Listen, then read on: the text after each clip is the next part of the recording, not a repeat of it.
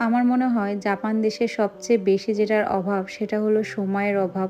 মানে আমাদের একটা গোটা দিন চোখের নিমেষে কিভাবে পার হয়ে যায় বুঝতেই পারি না।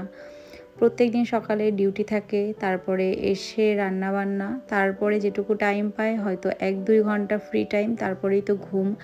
এই করেই হচ্ছে এখানে জীবন কেটে যায়। মানে অনেকটা তাড়াতাড়ি মনে হয় দিনগুলো চলে যায় চোখের নিমেষে। তো যাই হোক, আমি যে বঙ্গবাজার থেকে সবজিগুলো এনেছিলাম সেই সবজি নিয়ে তো আমাদের অনেক রকম প্ল্যানিং থাকে যে এই সবজি দিয়ে এটা খাবো একদিন, অল্প একটু রেখে আর একদিন এইটা বানাবো, এরকম কত প্ল্যানিং থাকে। তো এই সজনে ডাঁটাকে আমি আজকে হচ্ছে সোমবার নিরামিষ খাই।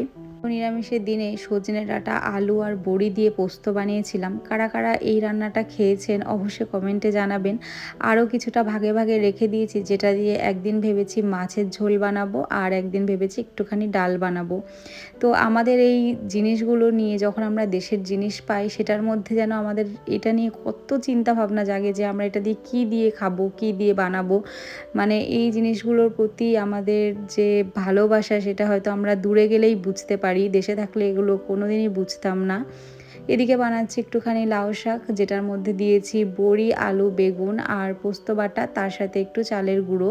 তো এটার মধ্যে একটু রসুন ফোড়ন বা চিংড়ি মাছ দিলে আরও টেস্ট হয়। যেহেতু আমি নিরামিষের দিনে বানাচ্ছি সেই জন্য এরকম বানাচ্ছি। আর ঠিক করেছি আর একদিন আমিষের জন্য, যেহেতু আমি এগুলো ২ প্যাকেট ৩ প্যাকেট করে কিনে নিয়ে এসেছিলাম একটু বেশি করে। তো আমি সেদিনে ভেবেছি আবার একটু চিংড়ি মাছ দিয়ে বানাবো। আর এটা হচ্ছে আমার বুধবারের ভিডিও, যেদিন আমি লাল শাক বানাচ্ছিলাম, কারণ আমার বরের হচ্ছে লাল শাক অনেক পছন্দের খাবার। নিরামিষের দিনে সে এটা আমাকে বানাতেই দেয়নি, বলেছে সে পেঁয়াজ রসুন ফোড়ন দিয়ে আমিষের দিন খাবে, সেই জন্য বানাতেও দেয়নি। তো আজকে হচ্ছে এটা বানাচ্ছি বুধবারে। মানে আমার ভিডিওগুলো করা থাকে, শুধু এডিটিংয়ের কারণে আপনাদের সাথে শেয়ার করতে পারি না। আর একটা কথা হচ্ছে, এই প্রথম আমি মাছ কিনে মানে আফসোস করছি যে আমি কেন আর একটু বেশি করে ফ্রোজেন মাছ কিনিনি। মানে ফ্রোজেন মাছ আমি অত টাকা বেশি আমরা খাই না। এর থেকে আমার মনে হয় যে সামুদ্রিক মাছের পুষ্টিগুণটাও ভালো থাকে, তার সাথে উপকারিতাও বেশি আর ফ্রেশ থাকে। এই জন্য আমি বেশি দাম দিয়ে হলেও হচ্ছে সামুদ্রিক মাছ খাই জাপানের, তাও আমি ফ্রোজেন মাছ কিনি না। কিন্তু এই প্রথমবার বঙ্গবাজার থেকে মাছ কেনার পর আমার মনে হচ্ছে আমি কেন বেশি করে কিনলাম না। এত ফ্রেশ ছিল, মনে হচ্ছিল সবে মাত্র কাটিয়ে নিয়ে এসেছি দোকান থেকে, এতটাই ভালো ছিল মাছটা।